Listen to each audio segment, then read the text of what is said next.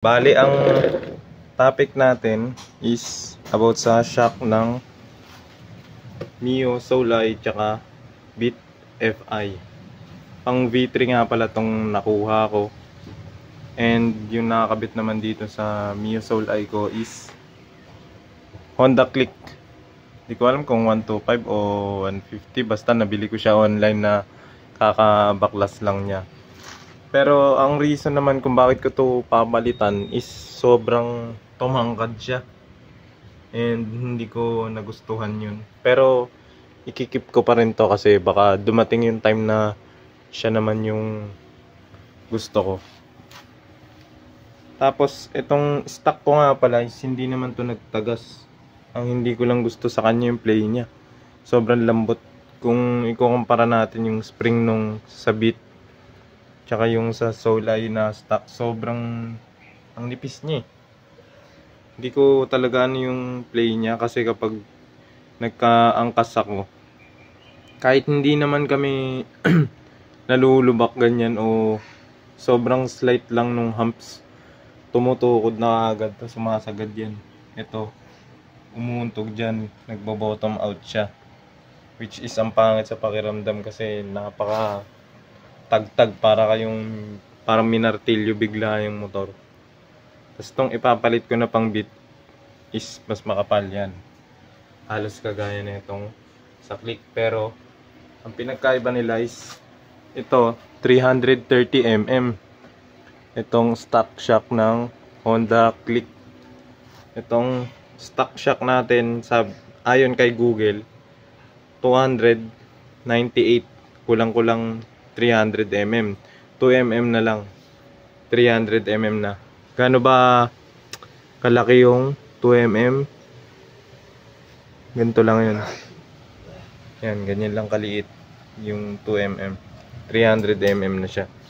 Tapos itong stock ng Honda Beat is 310mm. So bale 12mm yung tangkad nung Beat kung ikukumpara kay Mio Souleye na stock o M3. Pareho lang din to kasi halos same lang naman Mio Souleye tsaka M3.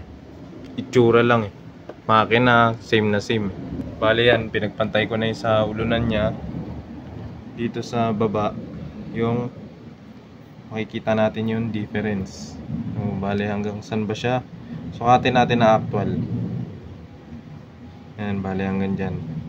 Bibigyan natin ng sukat na 12mm.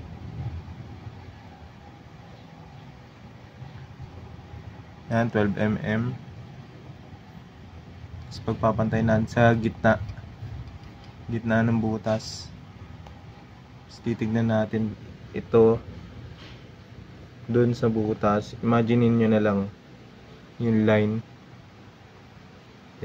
Yan. Tapat siya. Confirmed na tama yung 12mm na clearance. Kung titignan nyo yung 12mm na yun, makukumpara ko siya sa ulo na ito. Yan, ganyan kalaki yung clearance nito dito. Mas matangkad siya ng 12mm. Ito kasi, gaya na sabi ko kanina, 330, sobrang tangkad.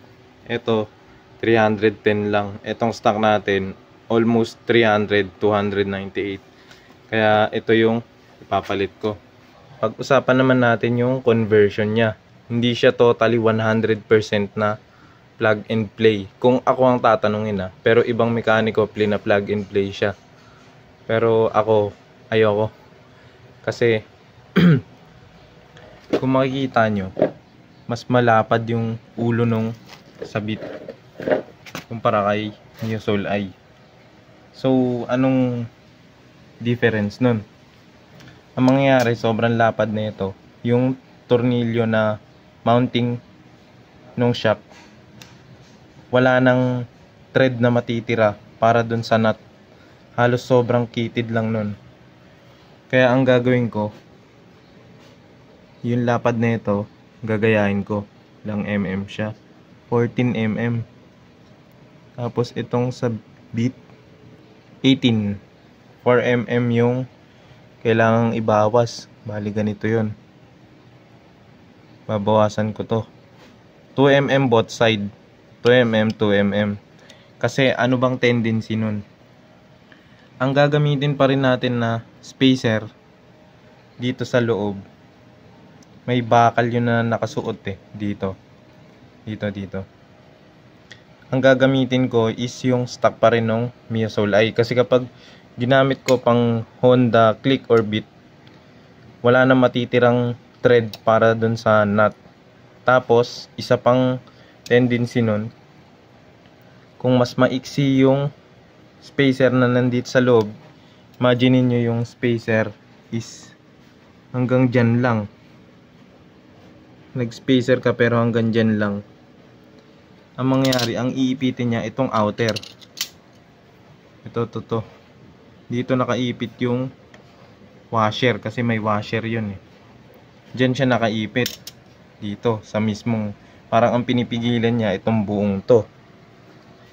May tendency ang shock natin na slight play na paganyan. Ngayon kung dito siya nakaipit, over the time luluwag yung nut. May tendency makalas yung nut na yon, sumuntok pataas itong shock, gaganon pataas, tapos ito bababa. Delikado. Kaya ang gagawin ko, tatabasan ko to, gagayahin ko yung lapad nung dito sa Miosol. Yan, gagayahin ko yan para yung spacer na ito magagamit ko dito kasi yun yung ginamit ko dito Tapos hindi siya dito nakaipit kasi delikado yun kapag ang inipit niya ito. Dadating yung time na kaka-play, merong onting play yan, luluwag yung nut, makakalas, tataas yung shock. Kaya gagayahin ko to. Ayoko siyang i-plug and play ng totally plug and play kasi may ganong factor nga. So yun, babawasan ko na muna, tapos lilinisan ko lang ng pagpag to konti kasi galing sa biyahe yan bago ko gawin yung video na to, umuulan yung huling biyahe ko. Tapos yun, kakabit ko na dyan. Tignan natin yung itsura. Ayan yung ground clearance niya kapag naka center stand. Kapag Honda Click yung shock na nakabit, halos wala nang makita. Kapag flat yung medyo klebe kasi tong namin kaya nagkaroon ng space yan. Pero pag sa patag yan, center stand, ayaw umikot na ito. Naririndi ako. Kaya papalitan ko na itong pang beat. Tapos pag i-experimentohan ko to, ikakabit ko tong spring na to dito kasi nakikita ko parang pwede. Medyo may pagka inventor naman tayo kaya subukan natin. So yun, bawasan ko muna to.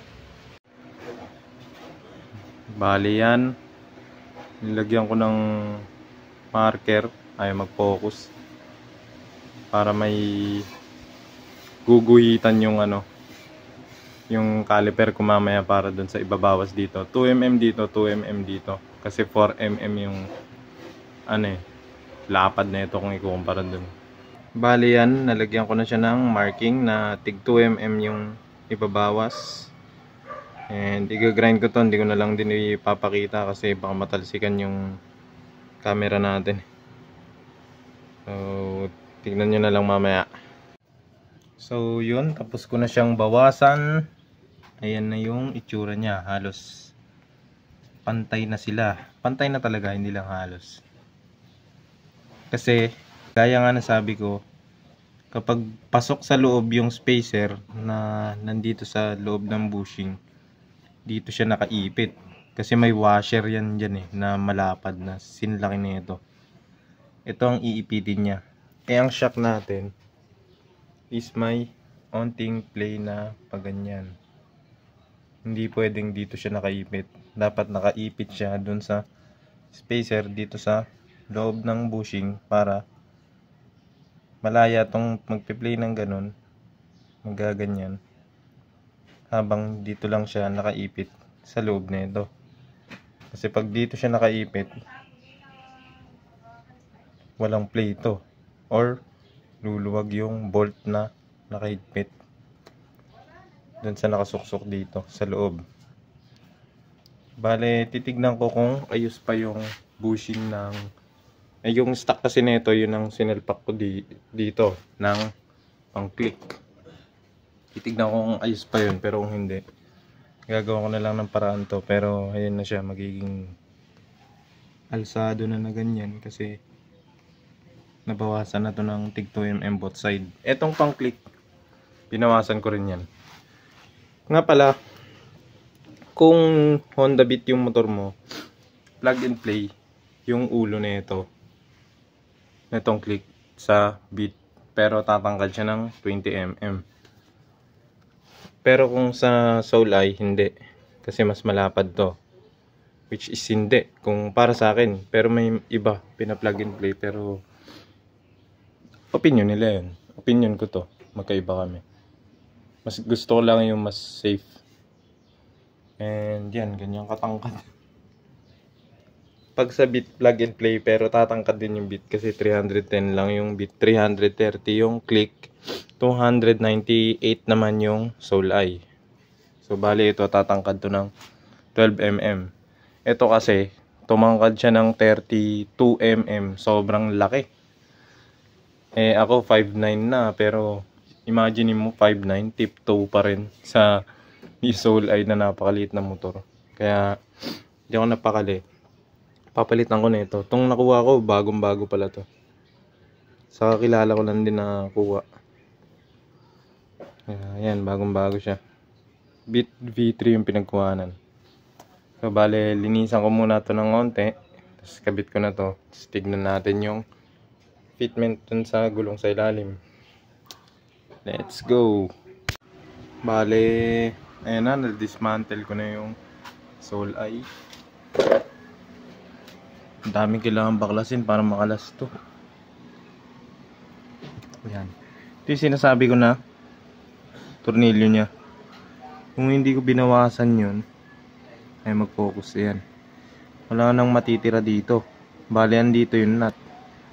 Ang liit na lang ng kagat niya para sa thread. Pag na-lost thread yan, ang hirap kasi nakatornilyo siya sa chassis. Bale, ito pa rin yung click na shock. Kakalasin ko na, tapos kakabit ko yung Beat na shock na tinabasa natin.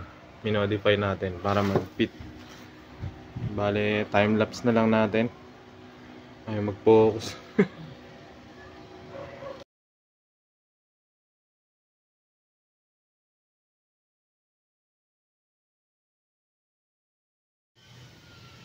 Bale, ito yung last comparison natin ng by eyesight lang kung gaano kalaki yung difference nitong tatlo. Ito yung stock. Ayan, pantay-pantay yan dyan sa taas. Ito yung stock. Ito yung pambit. Ito yung click. Napakatas talaga nyo. 330mm. Tapos ito 295. Ito 310. Tapos ito yung sinasabi ko na spacer na makitid. Kung para dun sa ayaw matanggal tanggalin ko muna. So bali ito yung spacer na sinasabi ko na nandito sa loob ng bushing. Mas malaga na mas malapad siya para sa kanya nakaipit yung tornilyo. Yung tornilyo dun sa chassis natin. Kasi stock to nung dito sa Mio Soul. So bale kakabit ko na.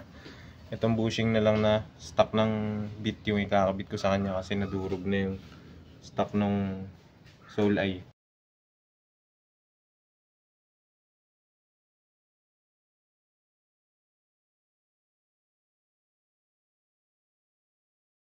Yun.